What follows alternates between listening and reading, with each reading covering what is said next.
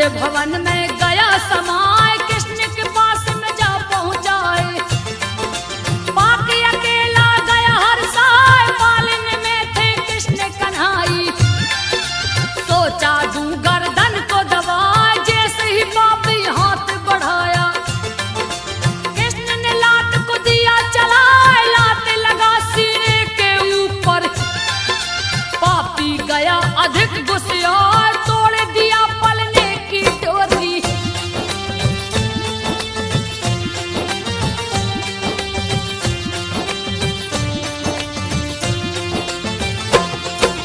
तोड़ दिया पलने की डोरी, कृष्ण को हाथ में लिया उतार, जैसे ही गर्दन दाब न चाहा। प्रभु जी गए क्रोध में आए, पकड़ लिए सकटा का गर्दन। दर्द के मारे रह चिल्लाए, हरि का पैर पकड़ के खींचा। फिर भी हरि नहीं हिलने पाए, देख के बैरी का दुस्साहस। प्रभु ने मुक्का दिया चलाए, जाके लगा मस्तक के ऊपर। दिए बैरी को स्वर्ग पठाए, सकटासुर की मौत को सुन के।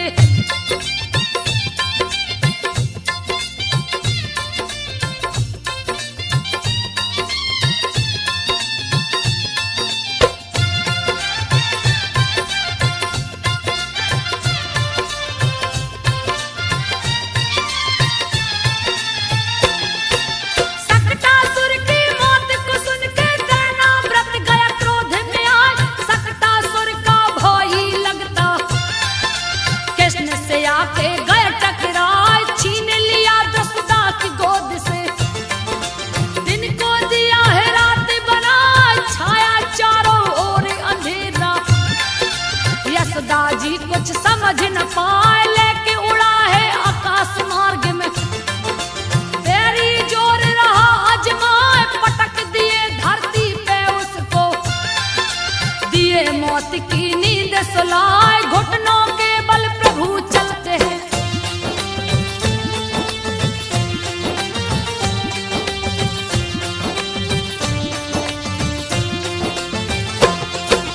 घुटनों के बल प्रभु चलते हैं, मुख पे दही गले पे लगाए। मीठी तोतली बातें करते, गैया की पूछ पकड़ झुल जा। एक दिन रात में चांद को देखा, यशोदा से बोले झुंझलाए, माता मुझको चंदा मंगा दो। कितना सुंदर रहा दिखाए, सुन के बातें श्री हरि की। चंदा मन ही मन मुस्काए, पानी परात में भर के लाई। उसमें चंदा दी दिखलाए, हाथ परात में डाल प्रभु ने।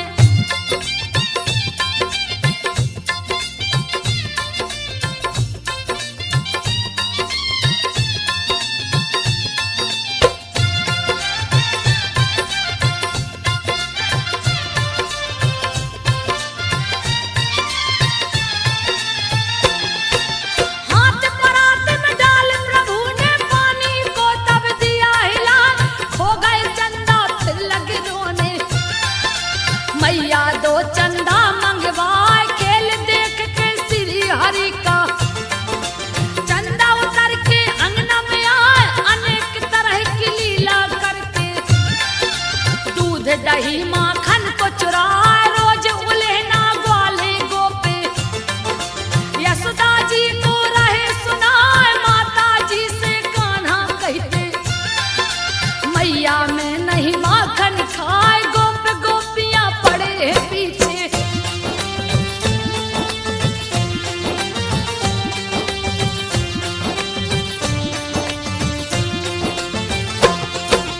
गोप गोपियां पड़े हैं पीछे, बरबस मुख देते लपटा। एक दिन मिट्टी खाते कान्हा, रंगे हाथ गए हैं पकड़ा। मुंह खोल के लगी देखने, मुख में तीनों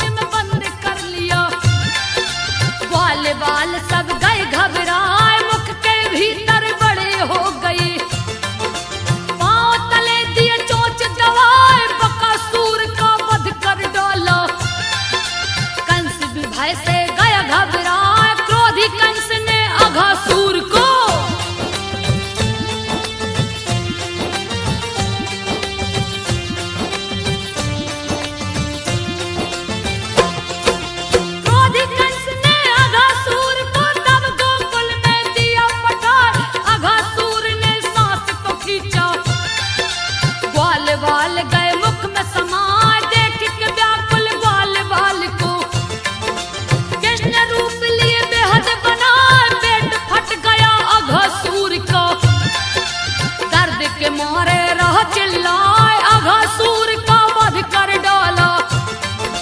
बाल बाल को दिए छुड़ाए, खुशी खुशी सब हर्षित मन से अपने अपने भवन को आए। अघासुर को मार के कान्हा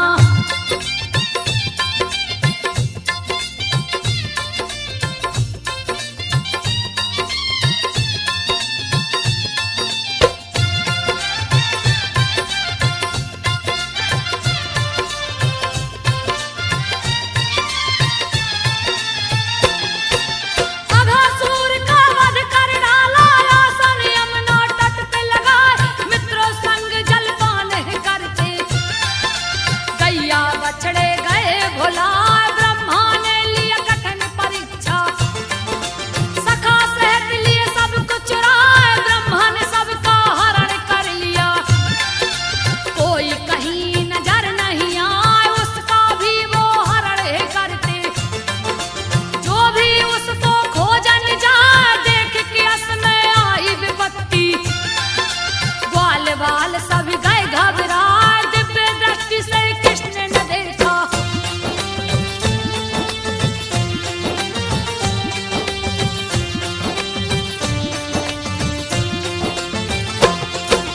दिव्य दृष्टि से कृष्ण ने देखा, ब्रह्मा से नजर गई टकरा। ब्रह्मा को चोरी करते देख के कृष्ण जी मन ही मन मुस्काए। सारे सखा बिछड़े गायों से कृष्ण जी ने है दिया छुड़ा। दूसरी बार जब ब्रह्मा जी ने सोचा सभी को फिर से चुराए, गैया बछड़ा नजर न आए। कृष्ण कृष्ण नाए दिखलाए, चारों तरफ ही कृष्ण भरे, जिनकी गिनती की नहीं जाए। ओठ पे मुरली को रख कर प्रभु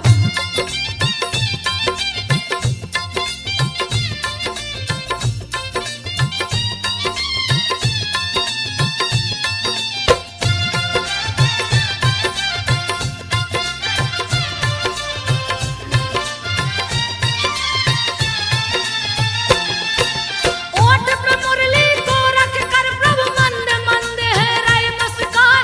शंख चक्र गदा पद में सोए, दिए चतुर्भुज रूप बनाए। चोरी के पाप से बचने को ब्रह्मा कृष्ण की स्तुति रहे सुनाए। बोले जय हो कृष्ण कन्हाई, ओम नमो भगवते वासुदेवाय। आप ही माता पिता सखा हैं, आप ही तो है मेरे भाई। लेना चाह परीक्षा आपकी, मेरी चूक क्षमा हो जाए। ब्रह्मा जी को किए माफ प्रभु।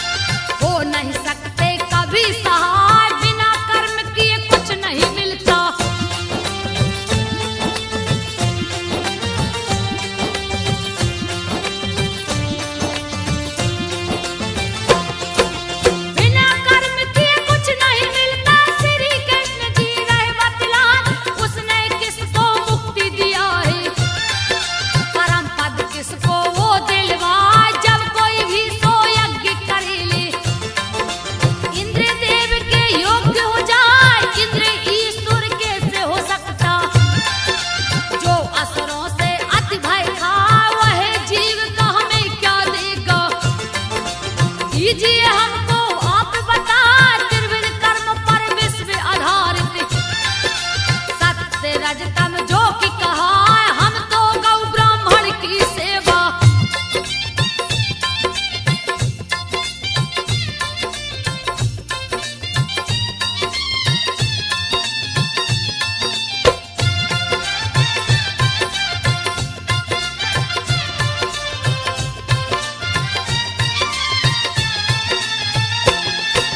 गौ ब्राह्मण की सेवा करना दिया है असली कर्म, बता क्यों न हो पूजा गोवर्धन की।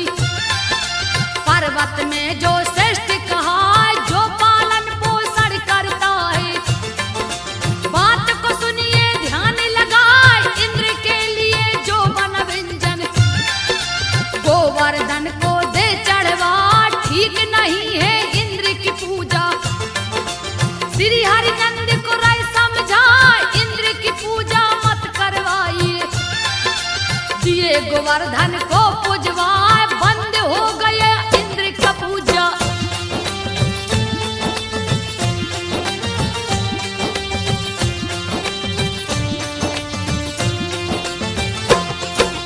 बंद हो गया इंद्र का पूजा, सभी गोप को लिया बुलाए।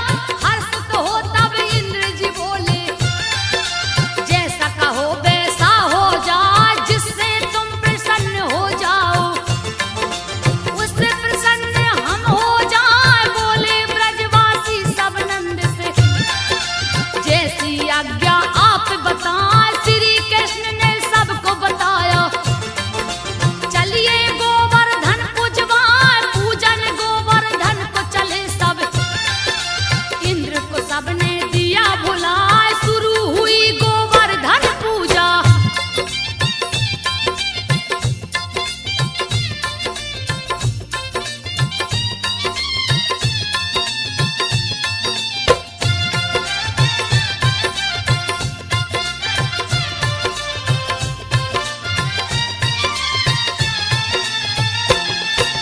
शुरू हुई गोवर्धन पूजा, कृष्ण जी देख रहे मुस्कान।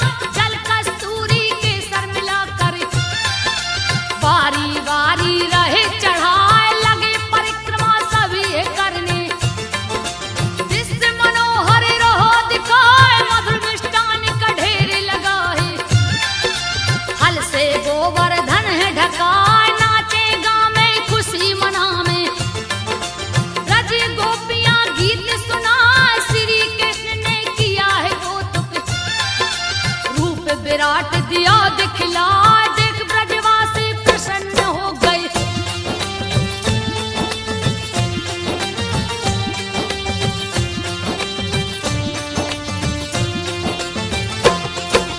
देख ब्रजवासी प्रसन्न हो गए, श्री कृष्ण को शीश झुकाए। श्री कृष्ण ने तब ये बोले, जो लाए दो मुझको लाए। श्री कृष्ण ने भोग लगाया, लगे पूछने गोप से जाए। कभी इंद्र ने दिए हैं दर्शन, लगे गोप सब कहने ना।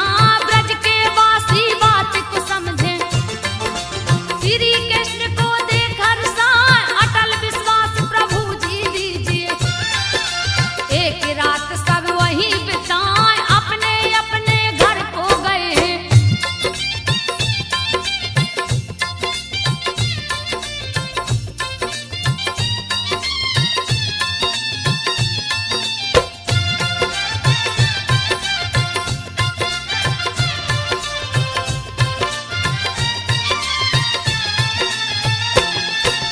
अपने अपने घर को गए हैं, खुशी मगन ही सब इतराए। इंद्र ने जब सबको देखा है, अति क्रोध में रहे दिखाए। ब्रजवासी अपमान किए हैं, मेघराज को लिए बुलवाए। ब्रज में जाकर जल बरसावो, सारे ब्रज को दो बहा। कुछ भी बचे न ब्रज के अंदर, जाकर दो हाहाकार मचाए। मेरी पूजा भंग हुई है, अति क्रोध में इंद्र दिखाए। कृष्ण ने पूजा है छुड़वाया।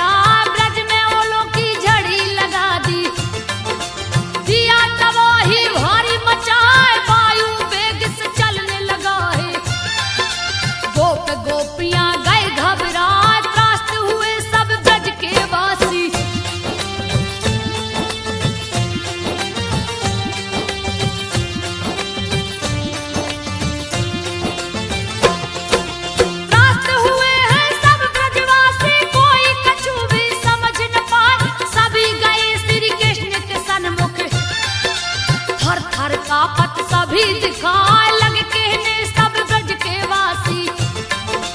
जल्दी कीजिए कोई उपाय इंद्र कुपित हो गए हैं लगता। क्यों दिए पूजा तुम रुकवाए हे नंद लाला देर करो ना।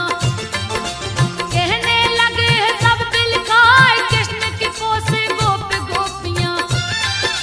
श्री कृष्ण रहे हैं मुस्काए समझ पाए ना ब्रज के वासी।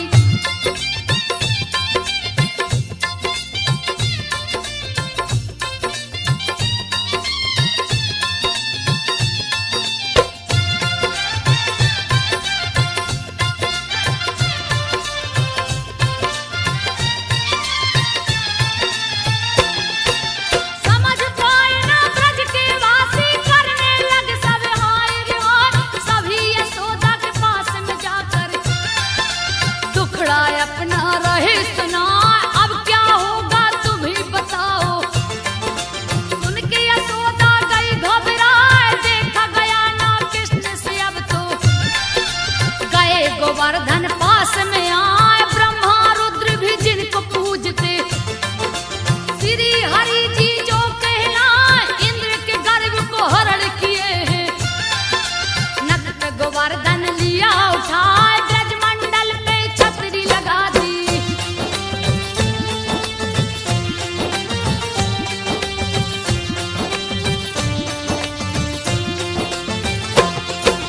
ब्रज मंडल पे छतरी लगा दी सबको लिया वहीं बुलवाए। इसी के नीचे सब कोई रहिए। श्री कृष्ण बोले समझाए किसी को कोई कष्ट रहा ना। ब्रजवासी सब देख चिहाए चक्र सुदर्शन छोड़ दिया है। जो वर्षा को रोकने जाए एक बूंद जल गिरा न ब्रज में।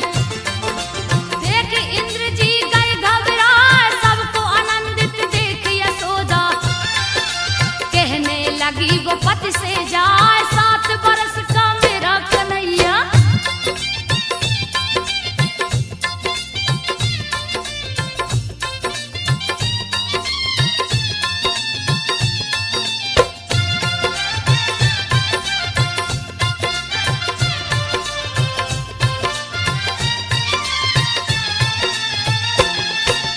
सात बरस का मेरा कन्हैया लिया है पर्वत भारी उठाए। आप तो उसको सहारा दीजिए। बात को सुनिए ध्यान लगाए 4 दिन होने को आया। अन्न का दाना खाया ना फिर बोली बलराम से जाकर। तुम भी तो 2 हाथ बटाए नंद रानी लगी शिव को मनाने। पार्वती का ध्यान लगाए मेरे पुत्र की शक्ति बढ़ाना। सुनकर दाऊ रे समझाए चिंता करो न तनक भी माता।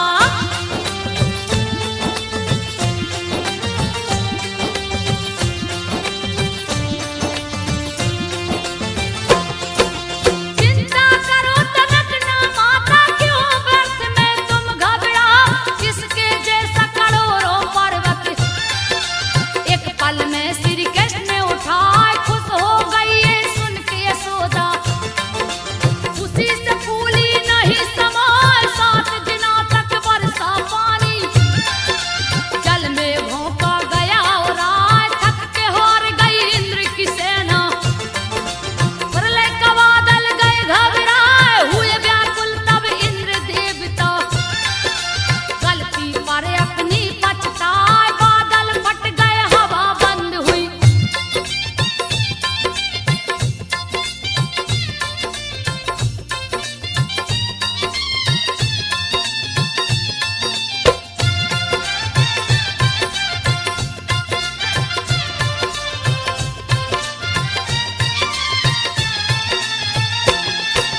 बादल फट गए हवा बंद हुई ब्रजवासी सब देख हर्षा।